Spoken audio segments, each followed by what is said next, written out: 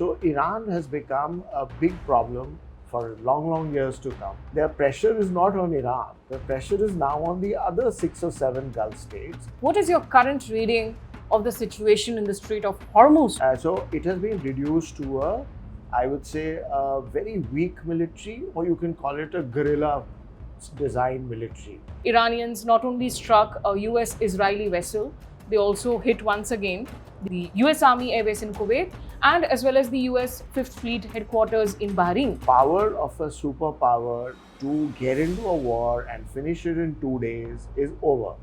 It was declared by Ukraine and now it's been declared by the Iranians. So this counter blockade is not really making that much of strategic sense. How much of a firing power ammunition does it have to continue and sustain this war should the war resume? Their ammunition has been drawn down by some say by 1/3, some say by 1/2. So there is no position to fight a war with China or Russia. So that is a very big permanent change in the manner in which superpowers will behave with smaller or middle income countries. Why have the Chinese not created any digression, any diversion to prevent or to reduce American attacks on a very strong ally of theirs, which was Iran? So on AI, if you look at AI, the Americans are developing the best models, but the Chinese are learning these models. They're 6 months behind. But what are they doing? They are building the same model 6 months later at 1/10 the cost. Yes. Of course, the Chinese are known for not playing the short game. They are absolutely invested in the long term. This tussle between UAE and Saudi, that is sort of leading to this tectonic shift with who goes and stands where with Iran or with Israel. So in 2015, Crown Prince Mohammed bin Salman was Crown Prince. He was not even in power. And he was taken, his mentor was the Crown Prince MBZ at that time, Mohammed bin Zayed Al Nahyan. Hexagon of alliances is what has been announced recently by Israel, in which they have said our hexagon has 6 elements to it. If tomorrow Iran becomes a superpower, then we'll go with Iran. Why not? Hello and a warm welcome. You're watching another edition of the Foreign Policy Dialogue podcast. I'm Smita Sharma. This is our series where we bring you deep dive conversations into the big stories on the global stage, but looking really beyond the immediate headlines. And the one story that absolutely remains the most crucial one is the Iran war. What really happens next? But as we record this podcast on Friday, the 5th of June, which you get to see on 7th of June, Sunday, we are not sure what happens really in the next 2 days. But what we can try and do is make sense of the past and the future when it comes to the tectonic shifts that are happening in the region, the reshaping of the Gulf. And to help make sense of all of that, I have a very special guest, Safi Ahsan Rizvi, who was the former Special Director of the Intelligence Bureau, has been the former advisor to the NDMA, and currently has a podcast that is a serious competition for us, which is called Risk and Resilience. Thank you so much, Safi, for joining me here and playing along with your competitor, if I may humor myself so. No, so it's a great honor for me that you wanted to talk to me on your podcast. I've been watching your podcast for a long time. And we've done just a few episodes, so I don't think I'm competition. I'm just somebody who learn from you. No, that's very kind of you. And, because we have bilingual content, I know that some of our very good speakers, there's always a tussle. The moment I bring them onto the English podcast, the Hindi viewers will be like, unko Hindi mein lekar aiye. He's been on one of our Hindi episodes in the past. He'll be back soon, I promise. And I see a very fascinating chessboard here. A lot like, of course, the global chessboard that we talk about, the geopolitical chessboard, that's much more complicated and complex and not as fancy as this. This is a very beautiful one, though.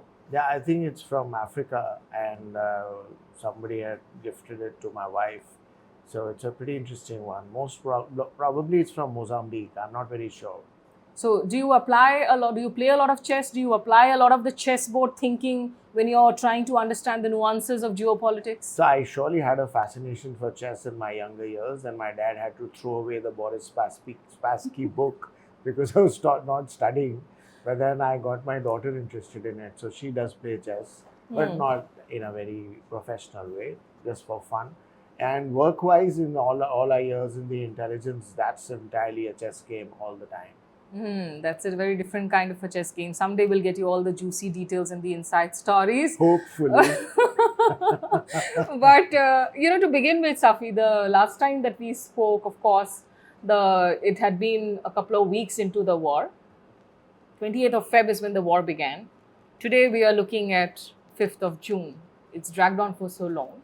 What is your current reading of the situation in the Strait of Hormuz to start with? We keep hearing a lot of claims from both sides, whether it's the Persian Gulf Strait authorities or with Trump, of course, who has been going on with that naval blockade. How do you see the current situation? See, the big changes that have happened in the last 2 months and 1 week is that Iran's military has been degraded to quite an extent. The incessant bombing, the kind of impact on their military, naval, and air infrastructure has been massive. So it has been reduced to I would say, a very weak military, or you can call it a guerrilla design military, in the sense that now they have this Strait of Hormuz. They are within firing distance. It's a very short distance. So Iran has become a big problem for long, long years to come with regard to passage in the Strait of Hormuz. That's one big permanent change. Permanent change, I'm using the word. Then what this counter blockade that the US forces did, they're more in the Arabian Sea. They haven't come up into the Strait of Hormuz. So that counter blockade is also just to show that we can also block and to put pressure on Iran to back off. But the pressure is not on Iran. The pressure is now on the other 6 or 7 Gulf states, because they are the ones who are doing regular business. Iran is not doing regular business anymore. Their entire economy had already been degraded by 75%, their exports and imports, because of the economic sanctions from the US. So at the end of the day, if it's regular trade, it's basically UAE which is impacted, it is Bahrain which is impacted, Kuwait, Saudi Arabia. These are the ones that are actually impacted. So this counter blockade is not really making that much of strategic sense. Now, currently what is going on there is that the actual firing, if you see the big time one, all of that stopped when the so-called ceasefire happened, somewhere in early 8th May. of April. 8th of April, yeah. 8th of April. So that's all of March, April, and May. So it's 3 months and 7 days.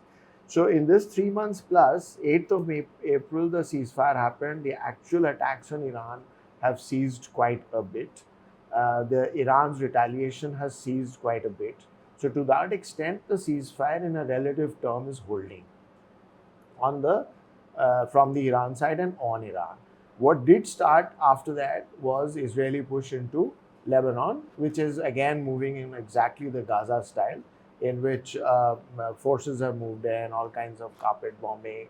For one person, if they find a person in a building, they'll take out the whole building. So the Israelis have shown that in their time, their strategy of war, collateral damage is not really a problem. So that is a serious problem. And recent reports, not so verified, about the president of the US and the prime minister of Israel having a fairly harsh conversation. That sounded more like a smokescreen, though. I mean, the very next day he was back to making these statements that it's a great partnership. And the initial reports that came in were again from outlets that are problematic today, like the Axios, which have been acting as, the kind of what we say in Hindi, a bhumpu or a loudspeaker for the government. Axios is also, I don't know, you can't really say who Axios is and if it's up to you to believe it or not. But at the end of the day, it's the facts and the moves that really tell you everything. So the one move is that after April 8th, there has been no big bombing on Iran. That's one move that is there and it can be believed. The other move is that there's a counter blockade from the US. The other thing is the president of the US himself saying that I'd be happy to meet the Ayatollah Khamenei, Mujtaba Khamenei himself.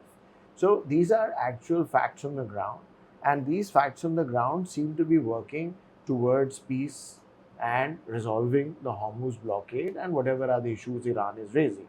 Now, Israel may not be happy, which is why the kind of attacks that keep going on every day still in South Lebanon, 21 killed yesterday, every day something or the other is happening, they're continuing their pressure. So that is more clearly bothering the United States. They want to deal. Why does US want to deal? Because of economics. Because of economics, all their partners in Europe, all their partners in Gulf are getting disaffected. The partners in Gulf are saying that we've got 4 massive big bases for you here. What are we holding them for? And these bases are inviting the wrath of Iran. So why should we then hold the bases? These are very silent conversations that are definitely happening. And if it's not an obvious request or a mention that has been made, this is definitely an undercurrent. A very senior advisor in the UAE did say that on an earlier occasion, and others have also repeated it. Okay, I'm just going to go back to the very first point that you started with, and then of course we'll expand the conversation. You said that the Iranian military has been degraded, reduced to almost a military guerrilla at this point in time. But we also see that this war, despite being asymmetrical in many ways, the Iranians held fort so strongly till now. In the recent attacks, the kind of warnings that they've issued is that it's not just a tit-for-tat response, it's a 1.5 times stronger response. The recent case and example is what happened at in Keshem Islands, and in response, Iranians not only struck a US-Israeli vessel, they also hit once again the airbase in Kuwait, the US Army airbase in Kuwait, and as well as the US 5th Fleet headquarters in Bahrain. So, is it really military degraded? How much of a firing power ammunition does it have to continue and sustain this war should the war resume?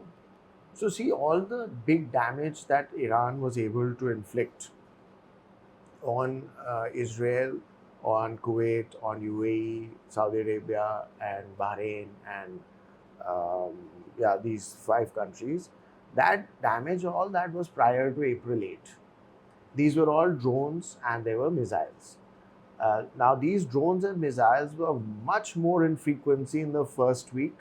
They reduced in frequency because obviously they didn't have that many more missiles and drones. They had a limited stock, howsoever large that may have been. And then it slowly started declining. If you look at the graph, it's from like 300, 400 levels down to 5, 10 a day. And now the focus is only one-on-one.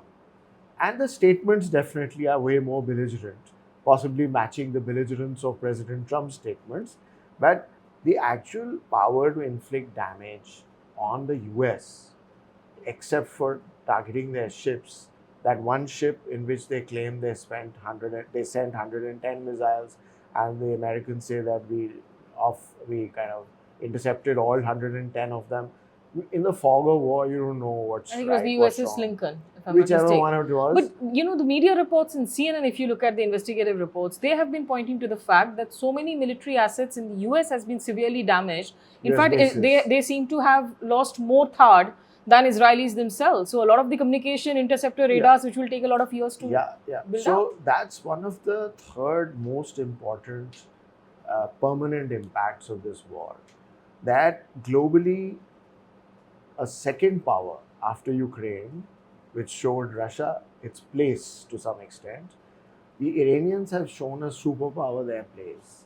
That you may have wiped out the top guy in our leadership and some of our top leadership, but we were all ready to have them replaced. And we replaced them, and we are working the way we always did. So the power of a superpower to get into a war and finish it in 2 days is over. It was declared by Ukraine, and now it's been declared by the Iranians. So that is a very big permanent change in the manner in which superpowers will behave with smaller or middle income countries when they try and invade them. So the entire thing that was done in the earlier years with Iraq, with Afghanistan, even both Iraq and Afghanistan are wars that stretch for 8 years and 20 years. And in the end, there was withdrawal from the superpower. So that is one of the very big changes that do not mess with a middling power. And then you spoke about the attrition of their interceptors.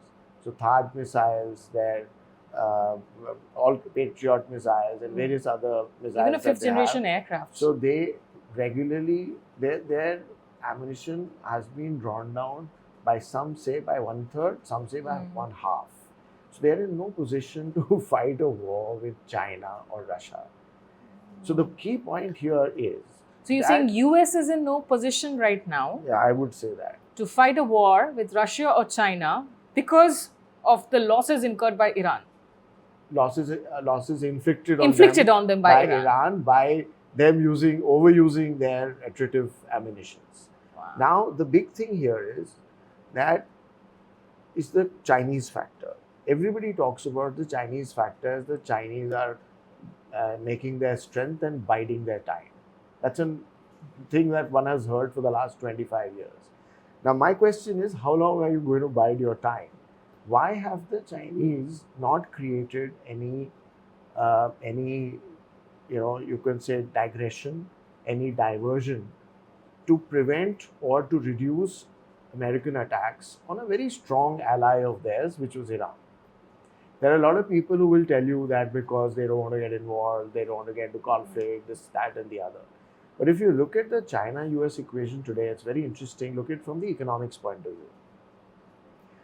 view. 10 million barrels per day is the potential of Iran. Okay, and this 10 million barrels, all of the Gulf oil and gas, 80% goes to India, China, South Korea, Japan, and more Asian countries. 80%, 4/5.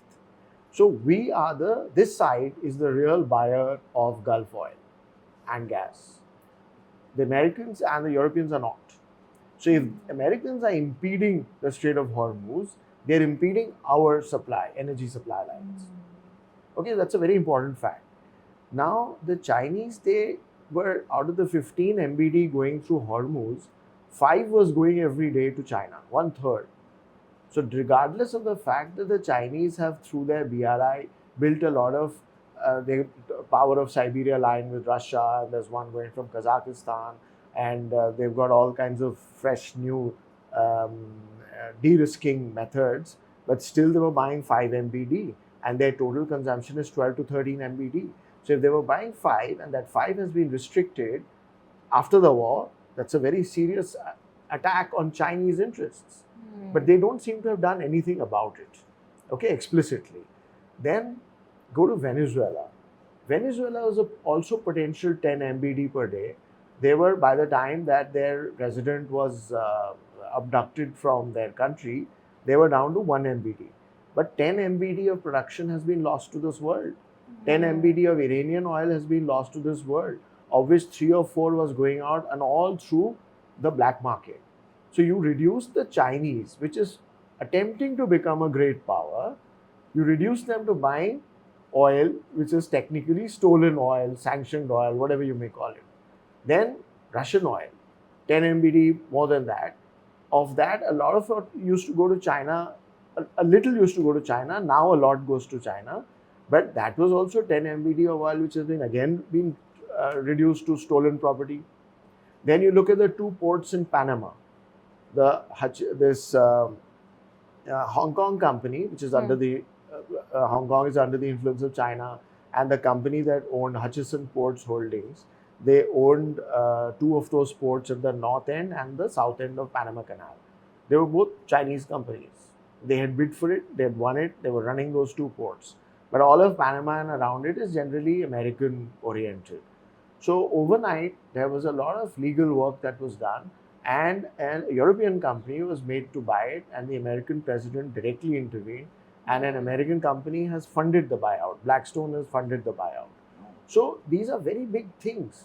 So if I am a potential great power and I have the ambition of becoming a great power, I would seriously worry if 10 MBD in Iran, 10 MBD in Venezuela, 10 MBD in Russia, and my Panama port access, I was pushed back. I would do something about it. But the Chinese have chosen not to. They have allowed their own partner, who was openly their partner, which they had started a train right up to Tehran, and that train was functioning. So I don't know why they have not overtly reacted. If the Chinese had thought of bringing in 1 flotilla of vessels into the Strait of Hormuz on the 1st of March, this war would never have happened. This is something which people can fight about it and they can kill me for it. But at the end of the day, it's a view.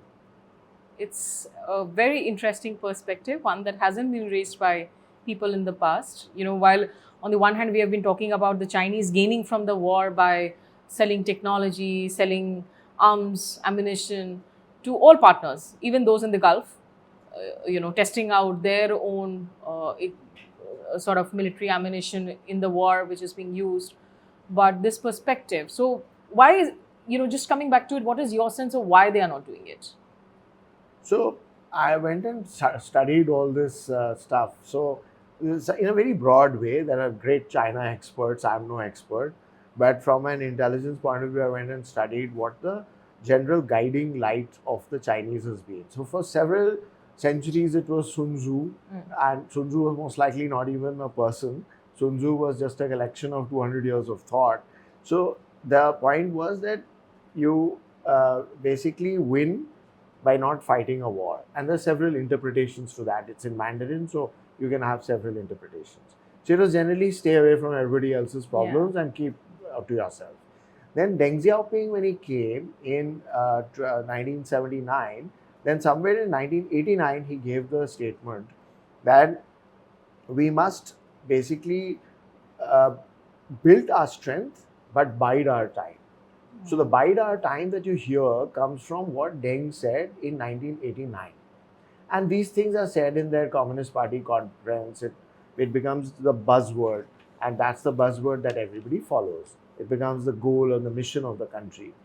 Then Hu Jintao, somewhere around 2012-13, was building upon expanding at least regionally, something which I'm talking about right now. In 2011, 12, 13, Hu Jintao was trying to build expanding regionally. So he changed that slogan slightly about asserting yourself. I mean, I'm giving very rough meanings of those Mandarin sentences. So in their assertion in 2012, 13 afterwards, you will see that the Chinese have been asserting themselves at least regionally. Then in 2019, when Xi Jinping was the president, he had finalized this asserting yourself in 2013 when he became president.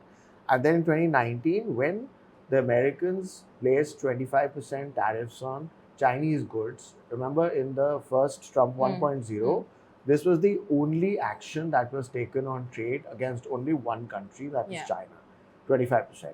There were others, like India's GSP was withdrawn and various other little things were done. The real big hit was this. So when that 25% came on, that is the time when Xi Jinping changed the policy and said we should dare to struggle. So there has been this entire overflight over Taiwanese airspace has started only after 2019. All this adventurism that we saw in our northern borders, big time adventurism, it has happened in 2019 and after. So is it connected to the dare to fight or not? Difficult to say. But you can always surmise that yes. So once in a week, at least 3 times a week now, there are overflights over Taiwan into Taiwanese airspace by 10, 20 Chinese planes, Coast Guard ships, and militia, Navy, all kinds of stuff they keep doing. So my question is that what is their plan that 2026, if not 2026, then what, 2036? By 2036, will you be left with anything? So it's a gamble possibly that they are playing, and they are winning on some things. What are they winning on? They have overtaken the United States, which is the innovator of the world. They've overtaken the United States on innovation and speed with which they are innovating, the number of papers they write, the number of patents that they've got, all this is overtaking. They are maybe not innovating on their own, but also whacking somebody's technology and doing it. But nevertheless, they're growing it and they're doing it at scale. And the reports and stories that you get out of China is that the scale thing is really big. So on AI, if you look at AI, the Americans are developing the best models. These 3-4 companies, they're developing the best models like ChatGPT, Claude, and all these others. But the Chinese are learning these models. They're 6 months behind. But what are they doing? They are building the same models 6 months later at 1/10 the cost. Yes. So if you and I today are taking a subscription of a Claude model at $17 a month for its lowest profile, like us consumers do, in the China, it'll be like $1.7. Yeah. So it's a simplification, but costs. So but they've brought the mass manufacturing to the mass AI sort of So this is how development. the Chinese are really winning on that subject. On space, they are very far ahead. They've been doing about 100 launches a year. So on space, capacity to even, there's something called temporal factor in space. In geospatial work, there are three factors that decide what kind of satellites are there. One is the level. So low Earth observation, middle Earth, and geostationary. Geo is 36,000, low Earth is 700-800 kilometers. So how many satellites do you have in all three for various different purposes? Then the same satellite has to go right through. So you need two satellites so that you can reduce the time that it comes back again to that spot by half. Then you need four if you want to reduce this even further. So the number of satellites in space and the number of quick pass-throughs that you have and the resolution with which you see everything, these Chinese are in no second way to the Americans or the Russians. These three countries have really built abilities. Sometimes somebody is down, somebody is down. So you may have read stories about how Russian satellites, Chinese satellites, commercial satellites from Russia and China have been used by Iran for targeting. All that may most likely be true. But then it's true for the American side also. They also have commercial satellites. In fact, Planet Labs and Maxar, which are based in the US, they were told they've been forbidden to sell satellite imagery over the Gulf, so that American bases and all do not get seen by Chinese and by their satellites. But the point is that the Chinese and Russians are already seeing it. Now you can't block those. So the game is very complex between China and the US. And if you look at it, a superpower, to be a superpower, what do you need? You need a powerful global military, blue water navy and all that stuff. Then you need powerful economy. Then you need third, powerful technology. All these three the Chinese also have. But do they have the will to actually bring out hard power on the seas, in the air, on the land? Right now, no. Why? Jury is still out. I don't know. Very interesting. But of course, the Chinese are known for not playing the short game. They are absolutely invested in the long-term future and the longer gaming sort of simulations that they do. Safi, coming back to West Asia now. And, you've put out a very interesting sort of a compilation of looking at West Asia, the risks beyond Iran, and how the entire region has changed. Did you, and I think one of the biggest shift that has come is this sort of big divide between who is with Saudi, the OPEC cartel, UAE walking out of it. Is UAE firmly aligned with Israel right now? And is this tussle between UAE and Saudi that is sort of leading to this tectonic shift with who goes and stands where with Iran or with Israel? Yeah, so south of the Hormuz, there's been big change, and Saudi and UAE are drifting apart convincingly, and I will not use the word permanently, but I do see a lot of events that have happened in the last 5-6 years. So you just start with we'll go to the Israel story a bit later. Just start with the Saudi-UAE relationship. So in 2015, Crown Prince Mohammed bin Salman was Crown Prince. He was not even in power. And he was taken, his mentor was the Crown Prince MBZ at that time, Mohammed bin Zayed of UAE. He was actually his mentor. He's much senior in age to him. So he actually taught him. MBZ, King MBZ comes from the Sanders School in the United States. So he's a very aggressive person who sees things as 0 and 1, and he'd like to sort out problems. He has a little philosophy of zero problems. There should be zero problems in my neighborhood. So he must have, mentored his young prince like that. Now the young prince in 2015 led a coalition in Yemen when the Houthis took over the capital Sana'a in 2014. So Saudi Arabia, because it was their backyard, they led a coalition of countries to push the Houthis back, and it was partnered by UAE in large measure with ground forces also, which came a bit later. So their relationship was there. Today, 10 years down the road, the UAE just 2 months ago pushed the STC, which is the third element in the Yemen game, to start taking over a lot of territory, which they did. When they did, the Saudis reacted. They used air power and they used their proxies to ruthlessly push them out, including pushing them out of a very critical island called Mayun Island. So Mayun is right in the center of Bab el-Mandeb Strait. And it's a very small island, but the Dutch and the British, they were all over there and they built their fortresses and everything. So there was a big 1.8 kilometer long runway being built, airport over there, which the Saudi TV started saying that this is built for Israeli specifications. So the Saudis believe that the UAE is not operating alone. And the two things they use that is, one, the I2U2 thing, in which US, UAE, India, and Israel are together. So that they say it's a very strong alliance. That's one big thing that they talk about. And the second big thing that they talk about is the Abraham Accords. So Abraham Accords, the main signatory was UAE. So when they were the main signatory, so then there are lots of intelligence reports they must be also getting. So the divide between these two nations, unfortunate for the Gulf, is clearly there. And then the Hexagon alliances. Hexagon of alliances is what has been announced recently by Israel, in which they have said our hexagon has 6 elements to it. One is India, 2 is UAE, 3 is the IMEC corridor, I2U2 and IMEC corridor, 4 is on the Red Sea, the Somaliland, which they've just recognized, 5 is on the Mediterranean, Greece and Cyprus, and then at the far end, they are talking of Morocco and the Atlantic. So possibly the Israelis are looking at access through the Mediterranean up to the Atlantic.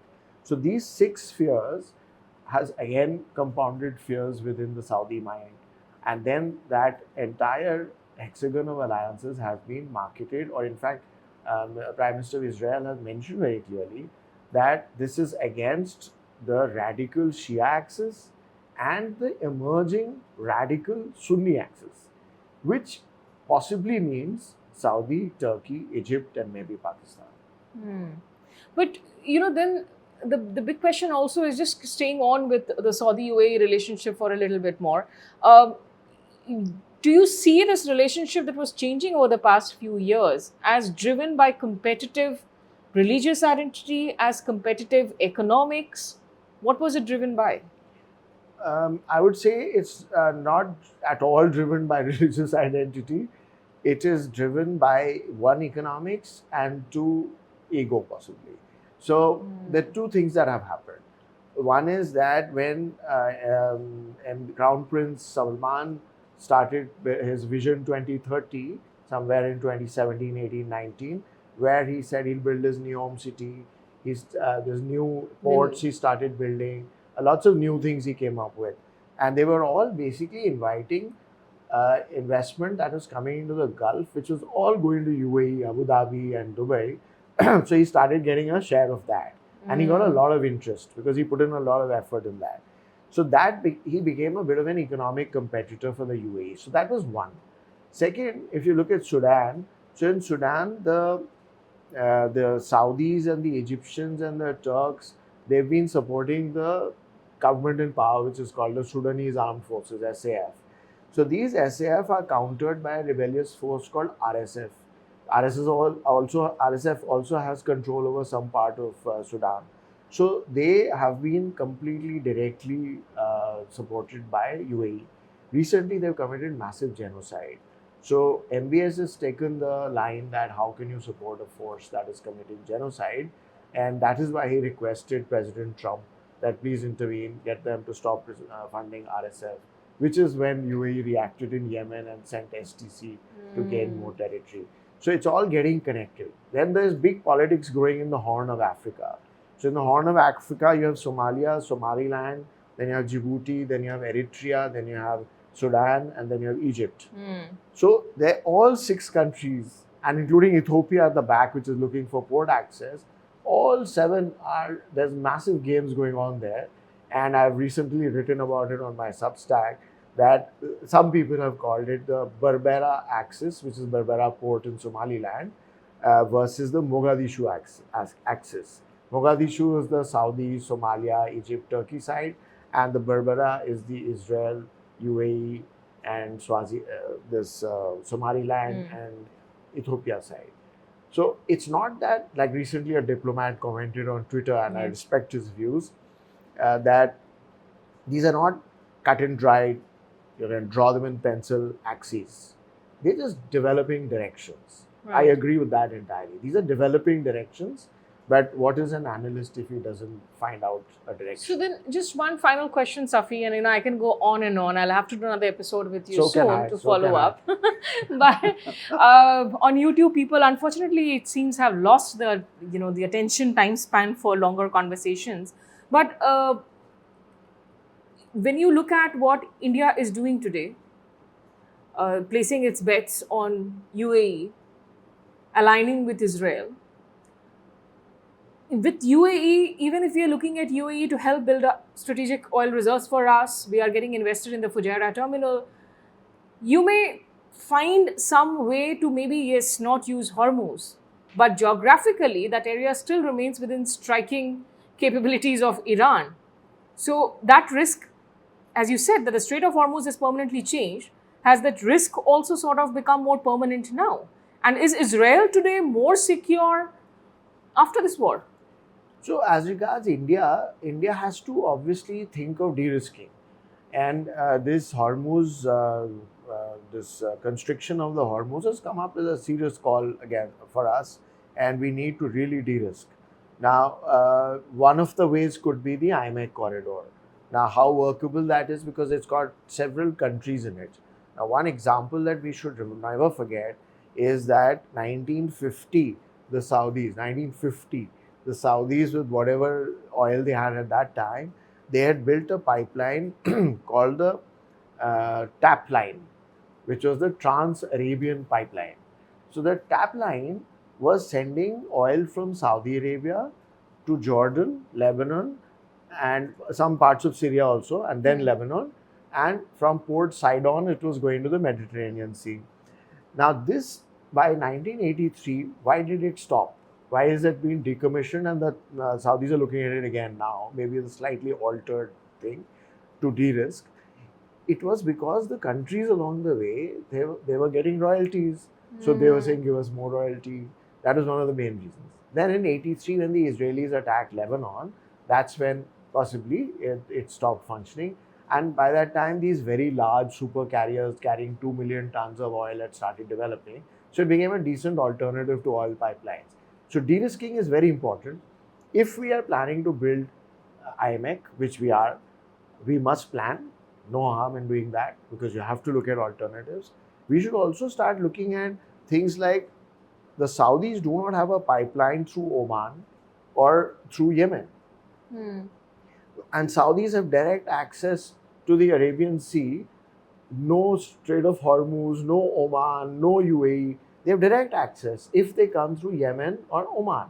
Now, Yemen is several parts to it. There are several people who are governing parts of Yemen. It may be an unsettled place. But up to 2011, before the big revolution started in Yemen, 11 to 14, the Saudis were actually discussing a pipeline through Yemen. That will become much easier for them. And now Oman has a lot of pipelines already. So their discussions with Oman never went forward. So India should also look at joining together with either Oman or Yemen with Saudi Arabia directly to get direct oil from Saudi Arabia. That will be a second level of de-risking. Then find another, like the US, we've already de-risked to some extent. When the shale revolution came in the US, I think it started off big time when President Obama was there. So that shale revolution has made the United States self-sufficient in a fair bit of different grades of oil and gas. So we've started buying from them. That's also de-risking. That's good. So just like our power balance, our energy balance is de-risked. We do thermal, we do nuclear, we do solar, we do wind, we do everything. Just like that, our supply lines, our energy lines, all should be de-risked. That's a theoretical understanding. Planning each one of them is very difficult. Cost will always come in the way. Risk will always come in the way. So that's why I called my podcast Risk and Resilience. No, I mean, you can plan as much, but the harsh truth is that if the volatility remains in relations, if the serious lack of trust remains, if Iran is now this strong regional power and both Iran and Israel continue to look at each other as existential threats, I mean, at the end of the day, geographically, I'm just repeating my question that, it's not too far away for Tehran to strike or to be caught in a conflict when Israel strikes Iran back again, even if you are not taking the Hormuz route. So, if you look at it, India for several decades has been building a very good relationship with Iran. And it may have, most commentators are commenting that now the relationship has suffered. But between you and me, we do not know what the connections and the interactions on the overt side are right now. Right. Now, if that has changed and we're not even talking, we're not even discussing anything, then that's a different matter. But it's difficult to say for us as commentators on the outside to make a very definitive comment on that we have actually moved away from Iran. I don't think so. We are also a very opportunistic country. We will go where the opportunity presents itself. If tomorrow Iran becomes a superpower, then we'll go with Iran. Why not? So we are maintaining our relations with everybody. That's what our diplomatic core is for. And why should we not maintain relations with Israel? We can. That's the way we are de-risking. And we have to de-risk everything. Supply lines, diplomatic lines, energy lines, oil lines, gas lines. So I would support any kind of de-risking. If you have to take a pipeline through Myanmar also and you find oil somewhere, I would support that. Okay, so there speaks the risk expert. Anyways, I think we can, as I said, we can continue this conversation in another edition for sure. But there's a lot of food for thought, particularly, the entire sort of the context to the US-China relations, the Chinese not getting directly involved in the war, and the food for thought that you've left us with. And that one very, very interesting line that thanks to Iran now and the attrition that has happened, the United States perhaps will not be in a position to fight the Chinese or the Russians militarily in the near future. But we'll leave you all with that. So do share your feedback on the podcast. Go to the comment section. But thank you so much, Safi, for speaking to us like always. And I hope to have you back on the show. Thank you. Very kind of you to come by. Thank you so much. So with my colleague Sarthak Tandon, I'm Smita Sharma. Thanks for tuning in. Goodbye and take care.